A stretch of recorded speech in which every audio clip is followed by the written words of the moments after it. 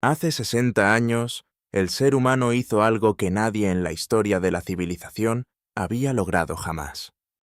Algo tan imposible, tan descabellado, tan absolutamente fuera de los límites de lo que se consideraba alcanzable, que millones de personas en todo el mundo se sentaron frente a sus televisores en blanco y negro, con las manos temblorosas preguntándose si realmente estaban viendo lo que creían estar viendo.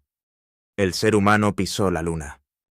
Pero aquí está la pregunta que casi nadie se hace.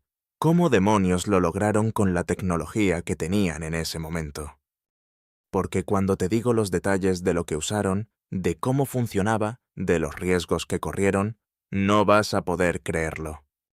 Y cuando te cuente cómo vamos a volver ahora, con todo lo que hemos avanzado en 6 décadas, te vas a dar cuenta de que el contraste es tan brutal, tan fascinante, que parece ciencia ficción comparado con lo que hicieron aquellos hombres. Así que quédate porque esto se va a poner increíblemente interesante. Primero, necesitamos entender el contexto de lo que estaba pasando en el mundo en 1969. No era solo una misión espacial. Era la guerra más fría que ha existido en la historia moderna. Estados Unidos y la Unión Soviética estaban en una carrera que iba mucho más allá de los cohetes y los astronautas. Era una guerra de ideologías, de poder, de demostrar al mundo entero quién tenía la tecnología más avanzada, quién era la superpotencia dominante del planeta. Y los soviéticos iban ganando. Habían lanzado el primer satélite al espacio, el Sputnik, en 1957. Habían enviado al primer ser humano al espacio, Yuri Gagarin, en 1961. Y Estados Unidos estaba desesperado. Tan desesperado que el presidente John F. Todos en esa sala sabían que no tenían ni la más remota idea de cómo hacerlo. Pero lo dijeron de todas formas. Y eso cambió todo. La NASA tenía que construir prácticamente desde cero. No existía el conocimiento. No existía la tecnología. No existía el manual de instrucciones para ir a la Luna porque nadie había ido nunca. Así que miles de ingenieros, científicos, matemáticos, físicos, se pusieron a trabajar en uno de los proyectos más ambiciosos que la humanidad ha emprendido jamás: el programa Apolo. Y lo que crearon, con las limitaciones tecnológicas de los años 60, es algo que todavía hoy hace que los ingenieros modernos abran la boca de asombro. Hablemos del cohete. El Saturno V. Porque cuando digo que era grande, necesito que entiendas la magnitud de lo que eso significa. El Saturno V medía 110 metros de altura. Pesaba casi 3 millones de kilogramos completamente cargado de combustible. Y generaba una cantidad de empuje tan brutal, tan absolutamente descomunal, que cuando encendía sus motores en el lanzamiento, la vibración se sentía a kilómetros de distancia. Los periodistas que cubrían el lanzamiento del Apolo 11 describían que el sonido no solo se escuchaba, sino que se sentía físicamente en el pecho, como si alguien te estuviera golpeando desde adentro. Y este monstruo de metal y combustible tenía que despegar, escapar de la atmósfera terrestre, viajar 384.000 kilómetros a través del vacío absoluto del espacio y llegar con precisión suficiente para entrar en órbita lunar. Con la computadora que te voy a describir ahora mismo. La computadora de guiado del Apolo, la famosa AGC, tenía 4 kilobytes de memoria RAM. El teléfono que tienes en tu bolsillo ahora mismo tiene aproximadamente 1 millón de veces más capacidad de procesamiento que la computadora que llevó al ser humano a la Luna. Piénsalo un momento. Con 4 kilobytes de RAM, los ingenieros de la NASA tuvieron que programar todo el sistema de navegación, guiado y control de la nave espacial más compleja jamás construida. Las programadoras que escribieron ese código, mujeres como Margaret Hamilton, que dirigía el equipo de software del MIT, tuvieron que ser tan creativas, tan brillantes, tan absolutamente excepcionales en su trabajo, que básicamente inventaron la ingeniería de software moderna como efecto secundario de intentar ir a la Luna. Hamilton fue la que acuñó el término software engineering, porque antes de ella, ese concepto ni siquiera existía como disciplina formal. Y aquí viene algo que muy poca gente sabe. El día del alunizaje, el 20 de julio de 1969, cuando el módulo lunar Eagle estaba descendiendo hacia la superficie de la Luna con Neil Armstrong y Buzz Aldrin a bordo, la computadora empezó a dar alarmas. Alarmas de sobrecarga. El código 1202.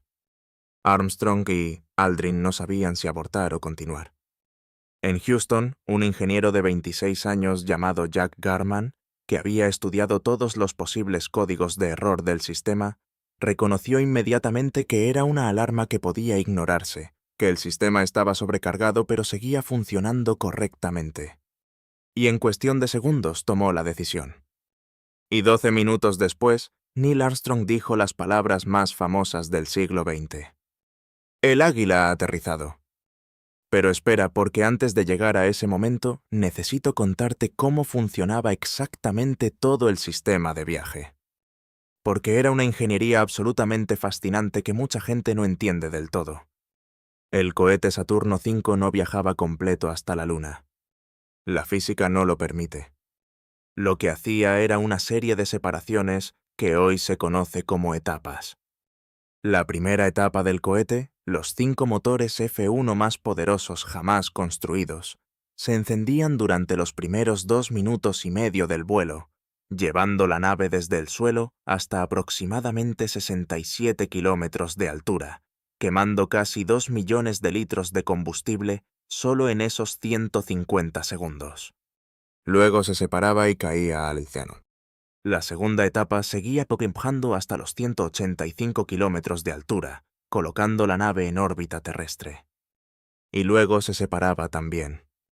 La tercera etapa era la que daba el empuje final para escapar de la órbita terrestre y poner rumbo a la Luna, en lo que se llama la inserción translunar. Y después de eso, todo lo que quedaba era el módulo de mando y servicio, y el módulo lunar encapsulado en la parte superior. Una vez en camino a la Luna, los astronautas tenían que hacer algo bastante acrobático en el espacio. Tenían que dar la vuelta con el módulo de mando, acoplarse al módulo lunar que venía guardado dentro del cohete, extraerlo y continuar el viaje con los 2 módulos unidos. Todo esto en el vacío del espacio, sin ningún punto de referencia fijo, con una computadora de 4 kilobytes. Porque el Apolo 11 no fue el único. Fueron 6 misiones que aterrizaron en la Luna exitosamente. Ahora, hablemos del aterrizaje en sí mismo, porque esto es donde la cosa se pone realmente fascinante. No hay resistencia del aire. No hay viento. No hay nada. Solo gravedad, que además es 6 veces menor que la de la Tierra. El módulo lunar tenía un motor de descenso que quemaba una mezcla de combustibles hipergólicos, es decir, combustibles que se encienden solos al contacto entre sí, sin necesidad de una chispa. Esto era crítico, porque en el espacio no puedes depender de un sistema de ignición que podría fallar. Los combustibles se llamaban aerocina 50 y tetróxido de dinitrógeno, y cuando se mezclaban ardían instantáneamente. El motor podía variar su empuje para controlar la velocidad de descenso, y los astronautas tenían control manual en los últimos metros por si la computadora los llevaba a un terreno inadecuado. Y eso fue exactamente lo que pasó con Armstrong. La computadora estaba llevando al Eagle hacia un cráter lleno de rocas del tamaño de automóviles. Armstrong tomó el control manual, extendió el descenso otros 90 segundos, buscando un lugar limpio para aterrizar, con solo 27 segundos de combustible restante cuando finalmente tocaron superficie. Si hubieran tardado un poco más, hubieran tenido que abortar y ascender de vuelta a la órbita. El margen fue aterrador. Y sin embargo, lo lograron con una calma casi sobrehumana que todavía hoy resulta difícil de comprender. Con el programa Artemis de la NASA, con SpaceX y su cohete Starship, con la nueva carrera espacial que no es ya entre 2 superpotencias ideológicas, sino entre naciones y también entre empresas privadas. Porque el contraste con lo que tenían en 1969 es tan monumental que parece que estamos hablando de dos civilizaciones completamente diferentes. Empecemos por los cohetes. El Space Launch System de la NASA, el SLS, es el sucesor espiritual del Saturno V. Y sí, es más poderoso en términos de capacidad de carga útil en algunas configuraciones. Pero el verdadero protagonista del regreso a la Luna no es el SLS. Es el Starship de SpaceX, un cohete que cuando esté completamente operativo será el más poderoso jamás construido en la historia de la humanidad. El Starship completo, con su etapa inferior llamada Super Heavy, mide 122 metros de altura, más que el Saturno V, y genera un empuje de casi 75 meganewtons en el despegue. Para comparar, el Saturno V generaba 35 meganewtons. Pero lo más revolucionario del Starship no es su potencia. Es que es completamente reutilizable. En 1969, el Saturno V era completamente desechable.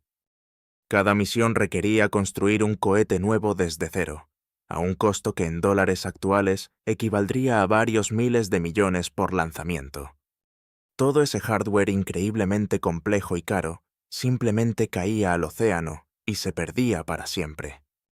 Elon Musk y SpaceX han cambiado fundamentalmente esa ecuación. El Super Heavy, la primera etapa del Starship, después de separarse vuelve a la plataforma de lanzamiento donde unos brazos mecánicos gigantes lo atrapan literalmente en el aire. No aterriza en el suelo. Lo han bautizado como Mechazilla o los Mechazilla Arms, y cuando lo ves en video parece absolutamente imposible. Una primera etapa de cohete de 70 metros de longitud, regresando a su punto de origen con una precisión de centímetros, para ser atrapada por brazos mecánicos.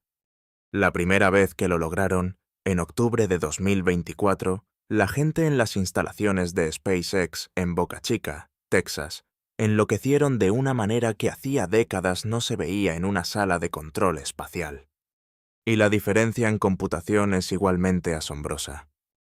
Si la computadora del Apolo tenía 4 kilobytes de RAM, el sistema de guiado del Starship tiene acceso a procesadores modernos con miles de millones de veces más capacidad de cálculo. Las simulaciones que la NASA y SpaceX pueden correr hoy en computadoras antes de hacer un solo vuelo equivalen a millones de vuelos virtuales, identificando problemas y soluciones que en los años 60 solo podían descubrirse en vuelos reales, con astronautas reales, arriesgando vidas reales. Pero hablemos de cómo van a aterrizar esta vez. Porque el plan para el programa Artemis, para volver a la Luna y eventualmente llegar a Marte, es fundamentalmente diferente a lo que se hizo en 1969. Y es mucho más ambicioso. El plan actual implica múltiples elementos. Primero, la NASA está construyendo la Gateway, una estación espacial en órbita lunar, no en órbita terrestre como la Estación Espacial Internacional, sino en órbita alrededor de la Luna. Esta estación servirá como punto de transferencia, como base de operaciones para las misiones lunares.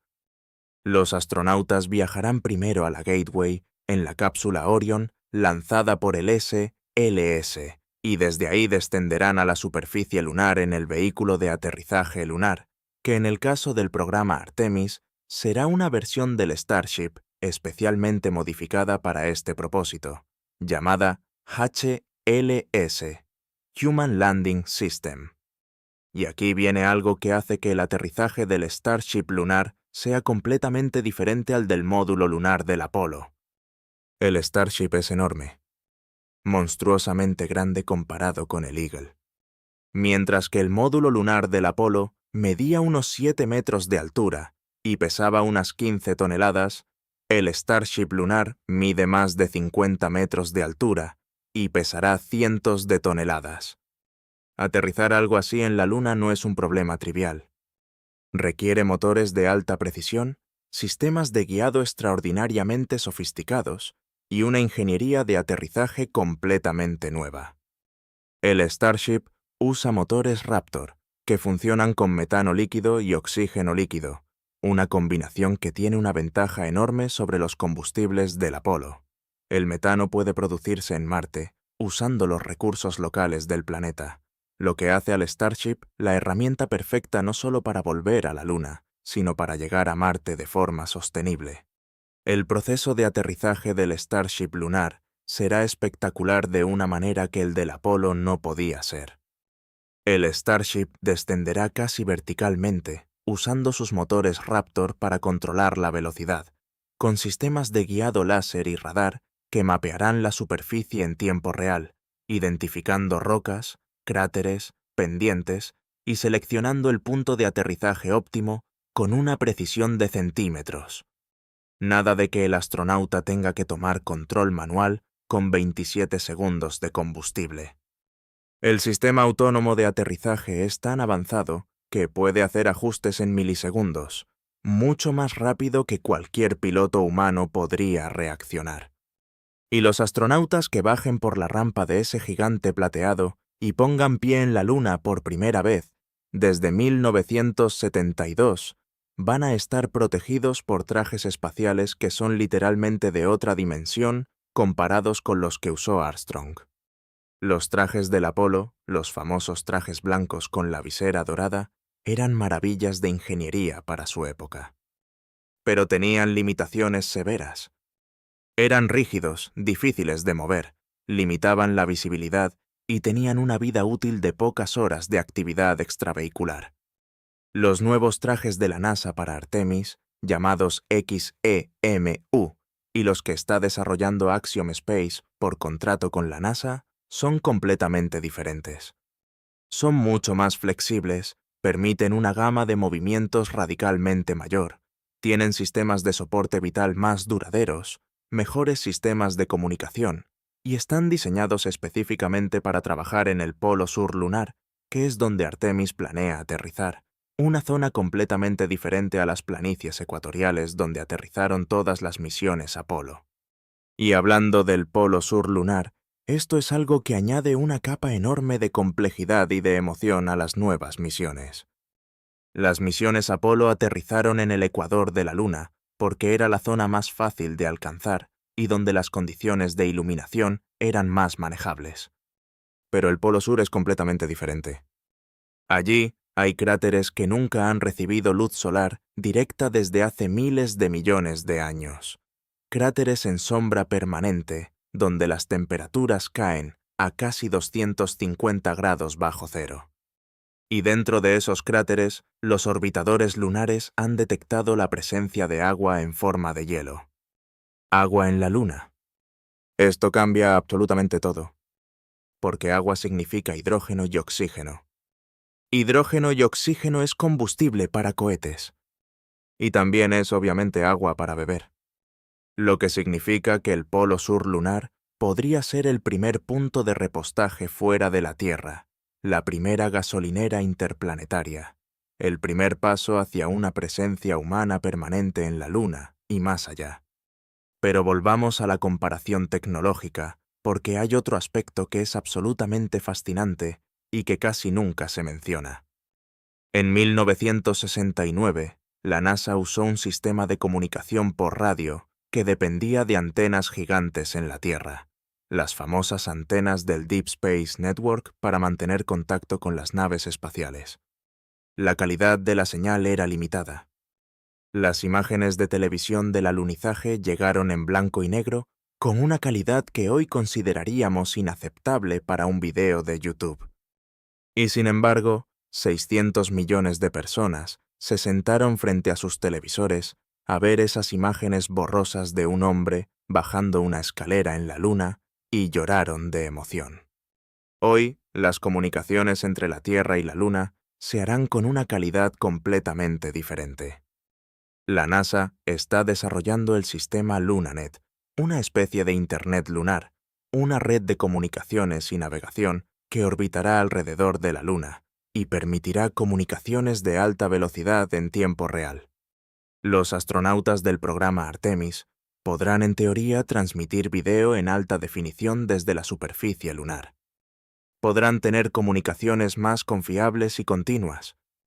Y los datos científicos que recojan podrán transmitirse a la Tierra con una velocidad y una calidad que en 1969 era absolutamente impensable. Y luego está la cuestión del tiempo que van a pasar en la Luna. Las misiones Apolo eran increíblemente cortas. Armstrong y Aldrin estuvieron en la superficie lunar solo 21 horas y 36 minutos. De esas, solo pasaron unas 2 horas y media fuera del módulo lunar haciendo su famosa caminata. Las misiones posteriores fueron más largas, llegando a unos 3 días en la superficie en el caso del Apolo 17. Pero el programa Artemis está diseñado para estancias mucho más largas. Con la Gateway como estación intermedia y con los recursos del Polo Sur, incluyendo potencialmente el agua helada de los cráteres, las misiones futuras podrían durar semanas o incluso meses. Y más adelante décadas. Porque el objetivo final no es solo volver a visitar la Luna. Es establecerse en ella. Hay algo más que necesito contarte porque creo que es la parte más fascinante de todo este contraste entre el pasado y el presente. El factor humano. Los astronautas del programa Apolo eran todos hombres. Todos pilotos de pruebas con miles de horas de vuelo. Seleccionados de entre cientos de candidatos con criterios brutalmente exigentes. Valientes de una manera que resulta difícil de comprender desde la comodidad del siglo XXI. Pero todos hombres. Todos del mismo perfil. El programa Artemis, cuyo nombre no es casualidad, Artemisa es la diosa griega de la luna y gemela de Apolo, tiene como uno de sus objetivos declarados poner a la primera mujer y a la primera persona de color en la luna. Y no como un gesto simbólico vacío, sino porque el mundo ha cambiado, porque la ciencia y la exploración son más ricas cuando incluyen perspectivas diversas, y porque esos futuros astronautas que verán sus héroes en la Luna serán niñas y niños de todas partes del mundo que podrán verse reflejados en las personas que dan esos pasos históricos. Y finalmente, quiero dejarte con algo que creo que resume perfectamente todo lo que hemos hablado hoy. En 1969, la humanidad fue a la Luna con una computadora de 4 kilobytes, cohetes desechables construidos en tiempo récord bajo una presión política inmensa, trajes espaciales que duraban pocas horas, comunicaciones de radio primitivas y 27 segundos de combustible de margen entre el éxito y el fracaso. Y lo lograron. Lo lograron por pura audacia humana, por una determinación que desafiaba toda lógica, por el trabajo de cientos de miles de personas que pusieron todo lo que tenían en un sueño que el mundo entero consideraba imposible. Ahora, 60 años después, volvemos con cohetes que se atrapan en el aire con brazos mecánicos, con computadoras miles de millones de veces más potentes, con trajes que permiten trabajar semanas en la superficie, con planes para extraer agua de cráteres que no han visto la luz del sol en miles de millones de años, con la ambición no de plantar una bandera y volver a casa, sino de quedarnos. De convertir a la Luna en el trampolín desde el que la humanidad dará su siguiente salto imposible, que esta vez apunta a un punto rojo en el cielo nocturno que desde hace siglos nos llama con una promesa que pronto, quizás en nuestra propia vida, finalmente vamos a cumplir. Si este vídeo te dejó con la misma sensación de asombro que me deja a mí cada vez que pienso en todo esto, dale like y compártelo con alguien a quien le apasione el espacio.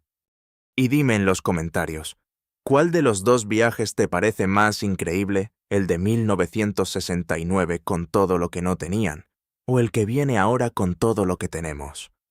Porque yo tengo mi opinión, pero me muero por saber la tuya. Nos vemos en el próximo video.